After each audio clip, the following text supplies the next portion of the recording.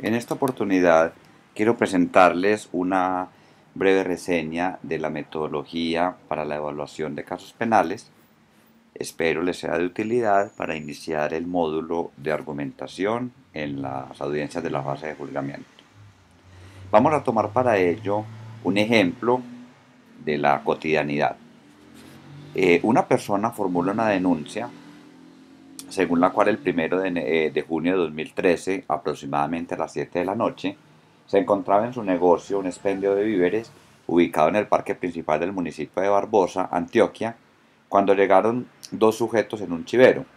Agrega que uno de ellos se bajó y le entregó un sobre y al abrirlo se percató de que era una carta amenazante, construida con letras de papel periódico, en la que se le decía, comillas, entregue el dinero, la tenemos rodeada, la vamos a matar. Ante ello, dice la denunciante, le entregó al sujeto 1.800.000 pesos en efectivo. Mientras el sujeto le entregaba la carta, la persona que conducía el vehículo, que esperaba dentro del carro en las afueras del supermercado, asentía con la cabeza lo que ella interpretó como una amenaza. Dice que el sujeto que le entregó la carta no la insultó y que su comportamiento era normal. El agente de policía Serna Ramírez dice haber recibido una llamada de auxilio del supermercado La Esperanza, acudió allí y la dueña le contó lo que se acaba de relatar. Agrega el policial que organizó el operativo y en las afueras del pueblo, en la ruta que conduce al municipio de Girardota, lograron capturar a dos sujetos que se movilizaban en un chivero de color verde y que en la guantera del mismo encontraron 1.800.000 pesos. Pedro Ramírez, como se identificó el conductor del carro, asegura que estaba trabajando como de costumbre y que un sujeto, a quien había visto algunas veces, pero con quien no tiene ningún vínculo, lo contrató para ir a comprar un mercado al parque. Agrega que el sujeto se bajó como 5 minutos y luego regresó y le dijo que ya no iba a mercar nada. Juan Pérez, como se identificó el pasajero y el sujeto que entregó el sobre, dice que tomó el chivero para irse a beber al pueblo, que el conductor le dijo que si lo acompañaba a cobrar una plata que le debían, le regalaría media botella de ron, que accedió a ello y por ello entregó el sobre a la señora, cuyo contenido no conocía de Salta. Recibió el dinero y se le entregó al conductor. Entre las evidencias se tiene la carta amenazante, las fotos del dinero toda vez que el mismo le fue devuelto a la víctima, la denuncia de la dueña del local, el informe pericial y debemos incluir también la declaración del conductor Pedro Ramírez y del pasajero Juan Pérez, esto es, de las personas implicadas en esta conducta punible. La primera pregunta que surge dentro del análisis inicial y muchas veces superficial que se hace del caso es si se trata de un hurto calificado por la violencia sobre las personas o si se trata de un delito de extorsión. Hemos de señalar que la tendencia mayoritaria en este caso, cuando se ha socializado, es entender que se trata de un delito de extorsión por el hecho de haber entregado una carta. Sin embargo, si se presta atención al contenido del artículo 239 y el artículo 240, inciso segundo, que regulan el delito de hurto calificado, puede o debe considerarse que el hurto calificado por la violencia moral también entraña un constreñimiento y que ese constreñimiento, como es propio del delito de hurto, se orienta a despojar a una persona de sus bienes, concretamente de bienes muebles. Entonces, la diferencia entre hurto calificado y extorsión podrá consistir en que en este caso la amenaza se hace por escrito. Eso es un asunto que es bastante discutible. Otro criterio que podría considerarse es el tiempo que transcurre entre la amenaza y el desapoderamiento. De tal manera que, a la luz de este criterio, si ello es coetáneo, estaremos en presencia de un hurto calificado por la violencia moral sobre las personas. Si hay solución de continuidad, quizás pudiéramos estar ante un delito de extorsión. En todo caso, el analista debe tomar una decisión sobre el particular. Para efectos académicos, vamos a partir de la base de que se trata de un delito de hurto calificado por la violencia sobre las personas. El primer punto de análisis o el punto de partida del estudio que vamos a realizar es considerar que para que la conducta sea punible se requiere que sea típica, antijurídica y culpable. No basta con la tipicidad y no basta con la tipicidad objetiva, no basta con tipicidad antijuridicidad. Deben darse estos tres requisitos para que pueda procederse la sanción penal.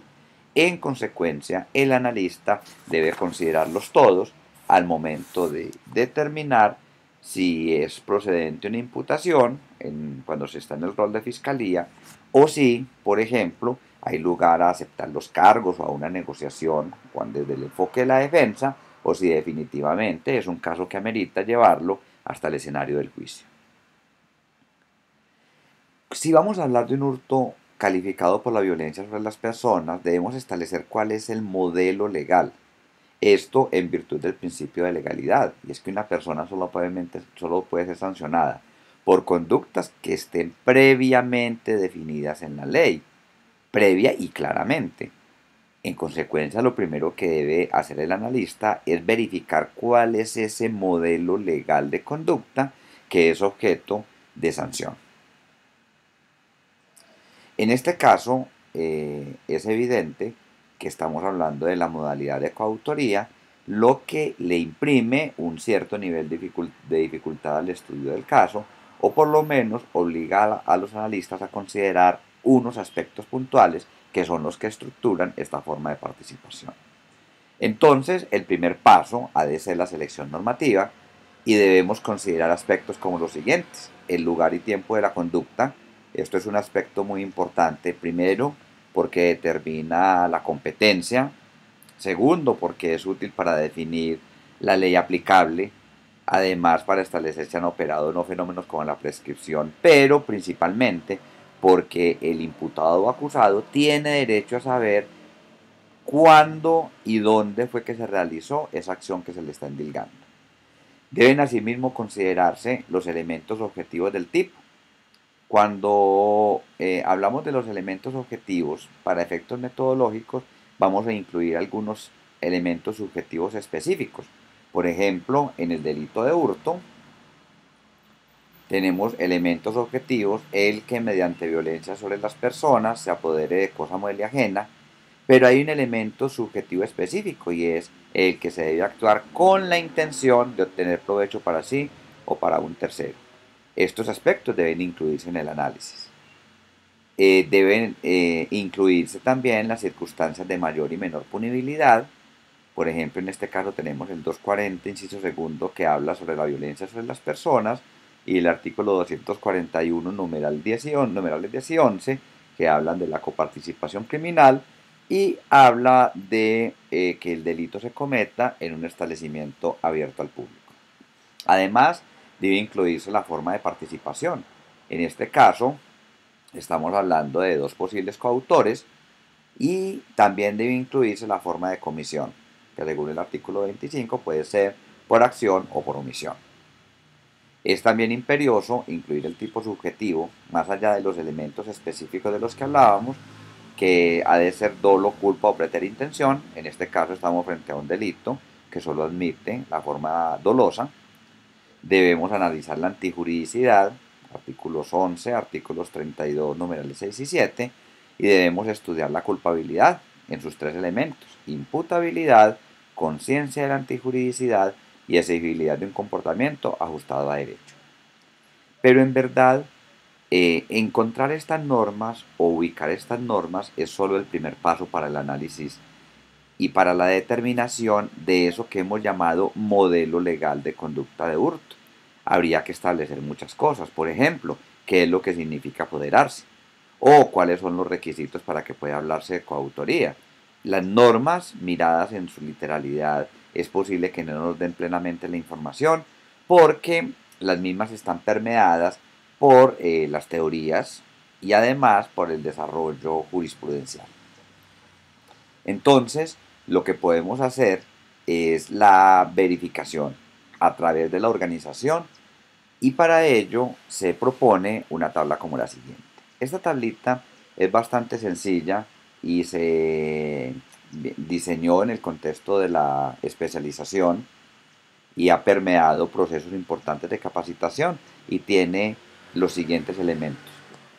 En la primera columna se van a ubicar los elementos estructurales de la conducta punible. ¿Cuál es la finalidad de esa primera columna? Verificar que estamos estudiando la tipicidad, que estamos estudiando la antijuridicidad y que estamos estudiando la culpabilidad, porque sería muy complejo un estudio que los estudios de las conductas punibles se redujeran a una o varias de esas categorías, o visto de otra manera, que se dejara una categoría por fuera. Entonces vamos a ver a lo largo de la tabla que tenemos lugar y tiempo de la conducta, el tipo objetivo, el tipo subjetivo, la antijuridicidad y la culpabilidad. En la segunda columna consagramos la norma que regula cada uno de esos aspectos. Por ejemplo, el tiempo, el lugar y la conducta están regulados en los artículos 14 y 26. El tipo objetivo de hurto calificado sobre la violencia sobre las personas está en el artículo 29 segundo, que regula la coautoría como forma de participación. En el artículo 25 numeral 1 o inciso primero mejor, que establece las formas de comisión. En este caso, estamos ante una hipótesis de comisión por acción. El artículo 239, que es el básico de hurto, el artículo 240, inciso segundo, que consagra la violencia sobre las personas como una modalidad, y el artículo 241, numerales 10 y 11, que habla de la participación de dos o más personas, y además de que el delito se cometa en un establecimiento abierto al público. Luego vamos al tipo subjetivo bajo la aclaración que hemos hecho. Hay unos elementos específicos o subjetivos específicos del tipo que lo estamos incluyendo acá en lo que estamos denominando tipo objetivo solo para efectos académicos, porque en estricto sentido la intención de obtener provecho para sí o para un tercero haría parte del tipo subjetivo, solo que lo estamos diferenciando para destinarle un capítulo especial al dolo. Entonces el dolo está regulado en el artículo 22, que dice que la conducta es dolosa cuando la gente conoce los hechos constitutivos de la infracción penal y quiere su realización. La antijuridicidad, que está en el artículo 11, que es norma rectora, y en el artículo 32, específicamente los numerales 6 y 7. Recordemos que el artículo 11 dispone que para que una conducta típica sea punible se requiera que lesione o ponga efectivamente en peligro sin justa causa el bien jurídicamente tutelado por la ley. Y finalmente estamos incluyendo las normas de la culpabilidad, que básicamente son estas. Primero, el artículo 33, que regula la imputabilidad. Y el artículo 33 establece que es imputable quien en el momento de ejecutar la conducta típica y antijurídica no tuviera la capacidad, es inimputable quien en el momento de ejecutar la conducta típica y antijurídica no tuviera la capacidad de comprender su ilicitud o de determinarse de acuerdo con esa comprensión por inmadurez psicológica, trastorno mental, diversidad sociocultural o estados similares. Entonces, la imputabilidad tiene dos elementos estructurales: la capacidad para comprender la ilicitud, en este caso del delito que estamos investigando, y la capacidad para determinarse. ¿Por qué es importante precisar qué es la capacidad? Primero, al momento de realizar la acción. Y segundo, capacidad para ese determinado delito. Por una razón muy simple, y es que una persona puede ser imputable frente a unos delitos e inimputable frente a otros.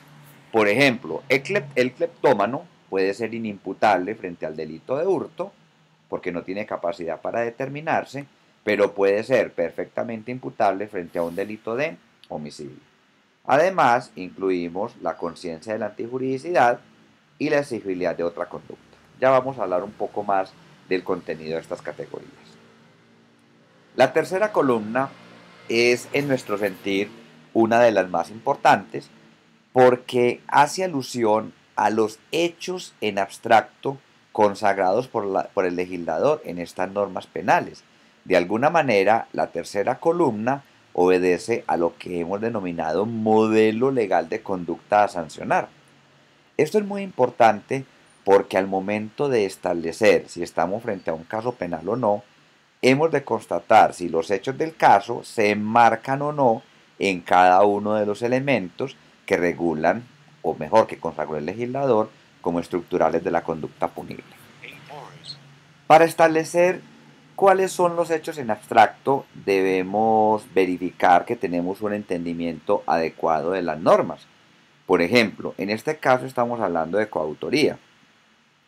Y mirado de una manera muy rápida y si se quiere superficial, según nuestro desarrollo legal, doctrinario y jurisprudencial, para que haya coautoría se requiere que varias personas celebren un acuerdo, dividan su trabajo, hagan aportes trascendentes, que esos aportes sean durante la comisión de la conducta punible, que tengan dominio funcional del hecho y que a partir de estos elementos de la coautoría realicen el tipo penal.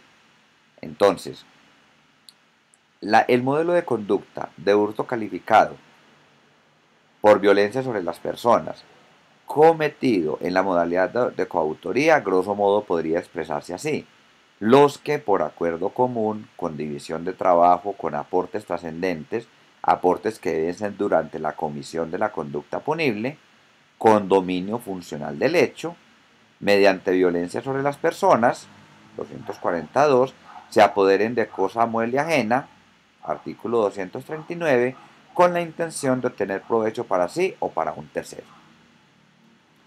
Debemos establecer ese modelo de conducta frente a todas las categorías de la conducta punible. Entonces, frente al dolo,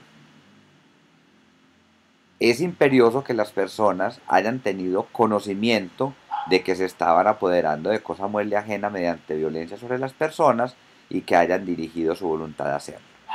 Un error típico en este punto de análisis es que se asuma que el conocimiento a que hace alusión el artículo 22 sea conocimiento de la antijuridicidad.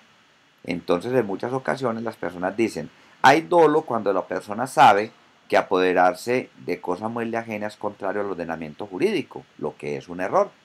El conocimiento al que hace alusión la norma es conocimiento de los hechos. En consecuencia, es conocimiento de los hechos descritos en la norma, en el tipo. Esto es conocimiento de que se estaban apoderando de cosa mueble ajena mediante violencia y y el otro elemento que es la voluntad de hacerlo.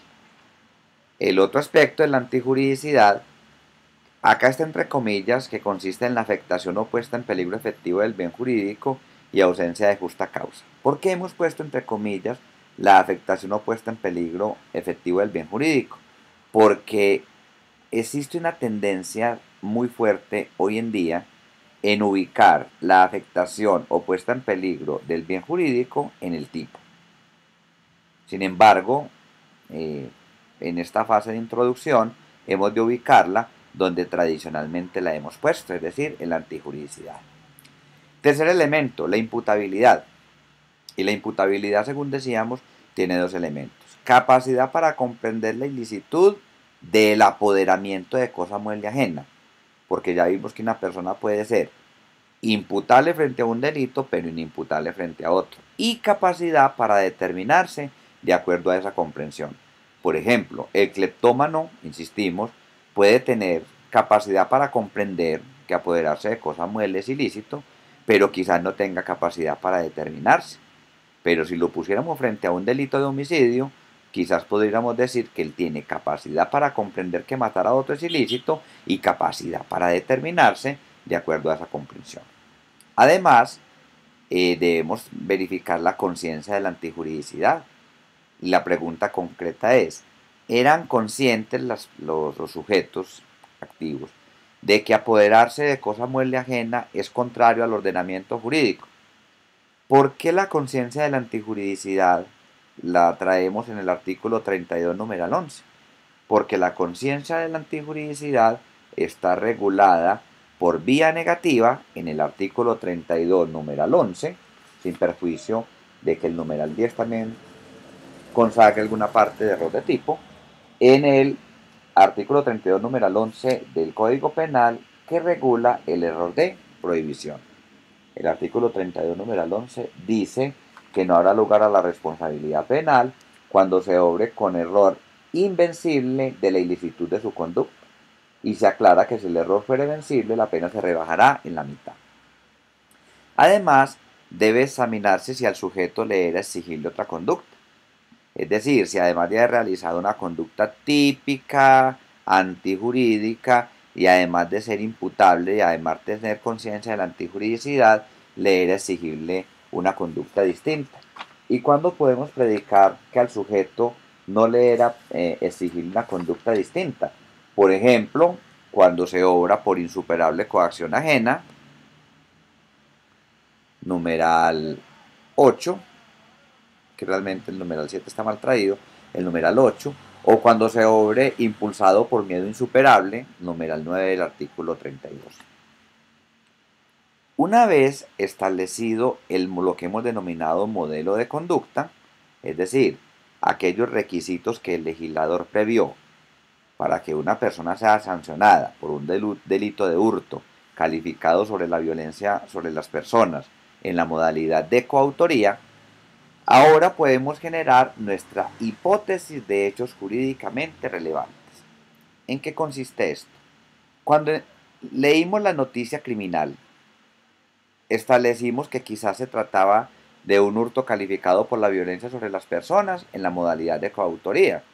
Lo único que hemos hecho es establecer cuáles son los requisitos que consagra el legislador para que una persona pueda ser sancionada por hurto calificado por la violencia sobre las personas en la modalidad de coautoría.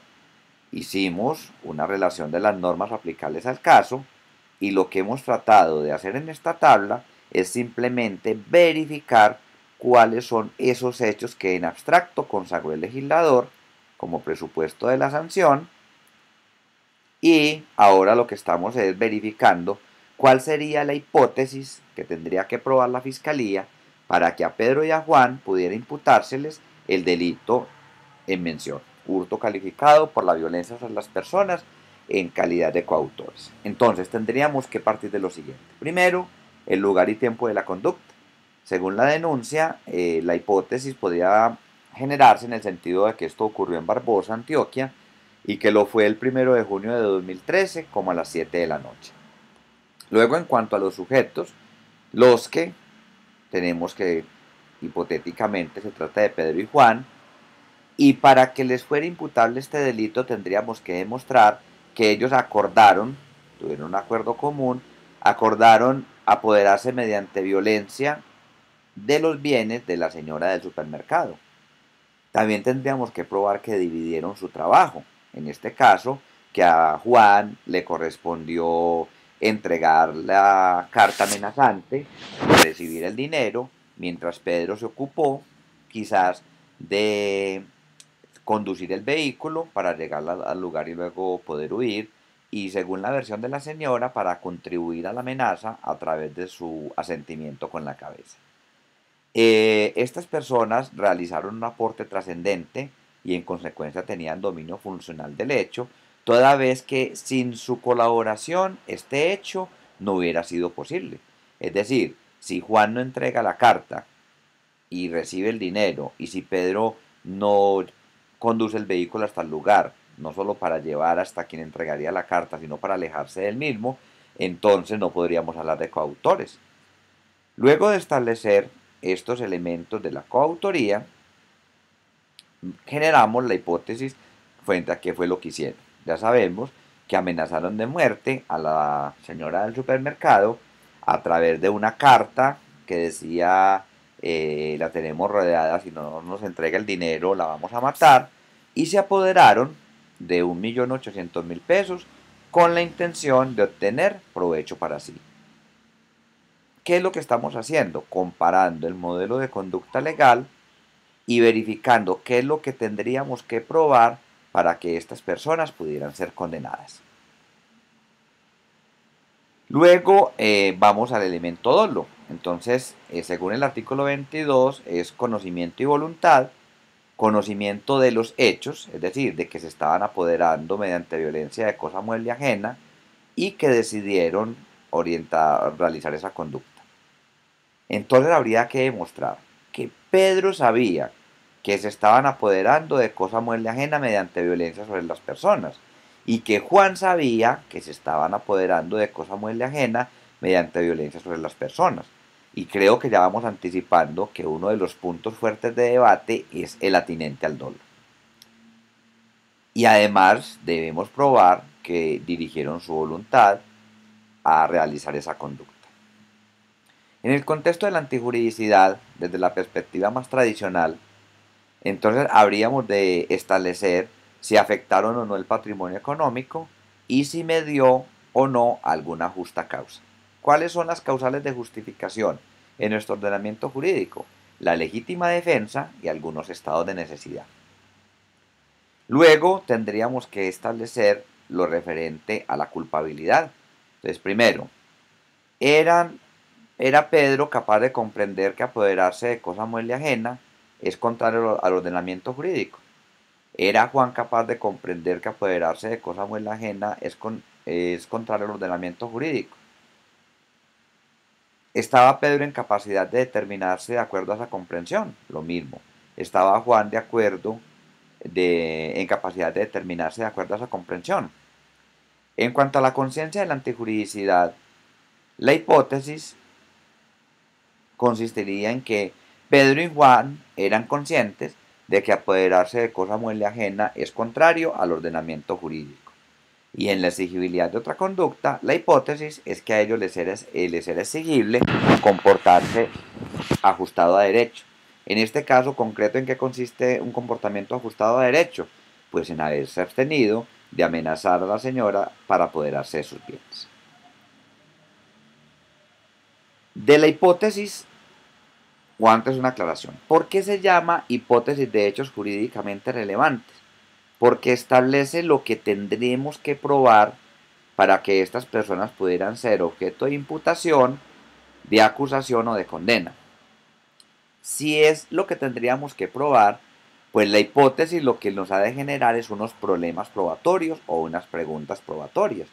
Entonces, tendríamos que establecer si en verdad fue en Barbosa, si en verdad fue en esta hora, si en verdad se trata de Pedro y de Juan, si es cierto que ellos celebraron el acuerdo común, si dividieron el trabajo de esa manera, si sus aportes eran trascendentes, si realizaron la acción, si actuaron con conocimiento y voluntad, si lesionaron el bien jurídico, si actuaron o no bajo justa causa, si eran capaces de comprender, de determinarse, si eran conscientes de que hurtar es contrario a las reglas básicas de la sociedad y si les era exigible un comportamiento diferente.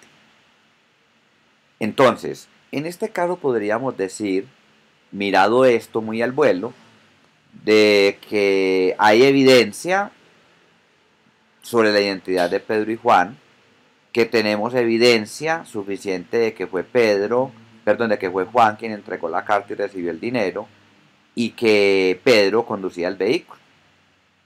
Ahora, hay preguntas un poco más complejas. ¿Tenemos evidencia de que celebraron un acuerdo común? ¿Tenemos evidencia de que Juan sabía que estaba apoderándose del dinero mediante violencia? ¿Tenemos evidencia de que Pedro, el conductor, sabía que estaba apoderándose del dinero mediante violencia? Fácilmente podemos establecer que estas son las preguntas neurálgicas de este caso. Para abordar estas preguntas tenemos que hacer un análisis de utilidad de la evidencia. Y el primer paso para ello es realizar un listado de evidencias y analizar la utilidad. ¿Y qué es analizar la utilidad? Mirar cómo se vincula cada evidencia con los problemas que debemos resolver. Entonces acá, el listado de evidencia, podemos hacerlo bajo este catálogo, de acuerdo a nuestro código, de evidencias testimoniales, periciales, evidencias físicas o documentos. ¿Qué evidencia testimonial tenemos? La declaración de la víctima, la de los policías, y tendríamos que incluir los dos interrogatorios al indiciado. No tenemos evidencia pericial, tenemos de evidencia física la carta amenazante y el dinero, y de documentos tenemos las fotografías. Vamos a hacer un ejercicio sobre cómo podría abordarse el problema de si fue Juan quien entregó la carta. En este caso, contaríamos con prueba directa y entonces podríamos decir, ¿fue Juan quien entregó la carta? La respuesta sería que sí, porque la víctima asegura que fue él quien le entregó y la víctima es creíble. Cuando es prueba directa, según hemos dicho, el debate suele centrarse en la credibilidad del testigo. Entonces, acá los puntos a su argumentar, o el punto central a su argumentar, es por qué es creíble la víctima. Y podríamos decir que en este caso la víctima es creíble porque su relato es coherente, porque no tiene razones para mentir y porque su versión fue corroborada. ¿Y por qué decimos que la versión fue corroborada? Porque el policía asegura que en efecto pudo capturar a los sujetos que la misma señora mencionó, porque la carta amenazante corrobora su versión e incluso las versiones de los mismos implicados corroboran lo que la señora dijo. Y si fuéramos a su argumentar el que la señora no tiene razones para mentir, seguramente tendríamos acá premisas como las siguientes. No conocía a estos sujetos, no tiene ningún interés en que estas personas sean procesadas, etcétera, etcétera. Pero, como suele suceder en la mayoría de los casos y no en todos, no siempre frente a todos los problemas probatorios tenemos prueba directa. Por ejemplo, en cuanto a la pregunta de si hubo acuerdo común, tendríamos que acudir a esta fórmula argumentativa que es coherente o compatible con procesos inferenciales. Tendríamos que establecer cuáles son los datos, indicadores, según la vieja teoría de los indicios, cuál es el hecho indicado y cuál es la garantía que permite un paso legítimo y razonable de los datos a la conclusión. Y este argumento quizás podríamos presentarlo de la siguiente manera.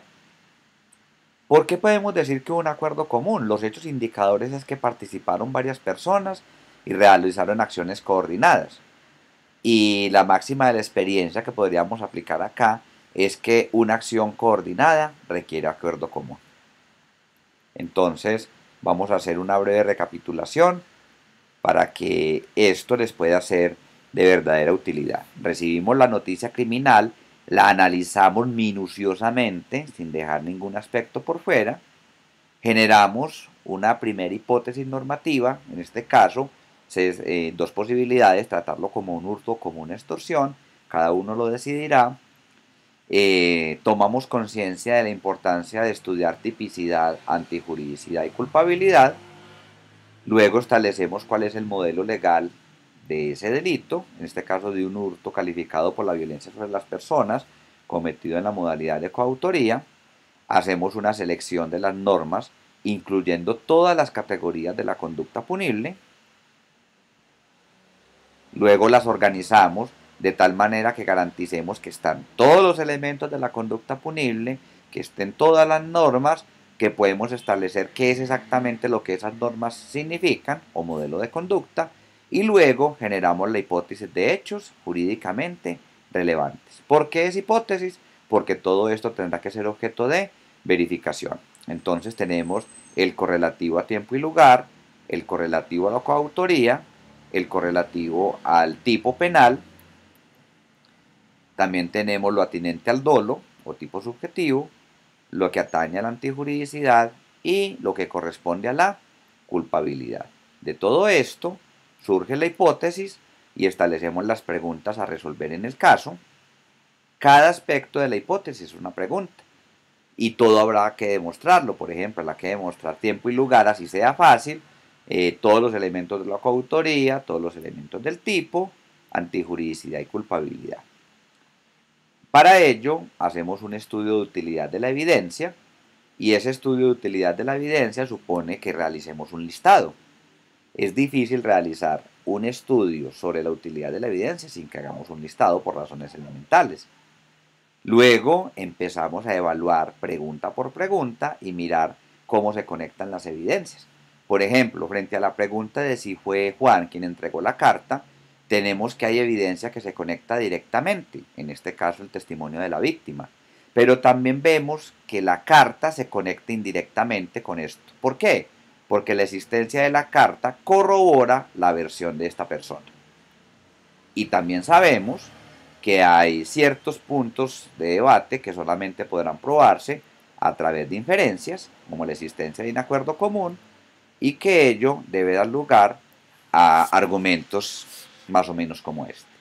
Espero les sea de mucha utilidad y estaremos compartiendo el análisis de otros casos a lo largo de este módulo. Felicidades.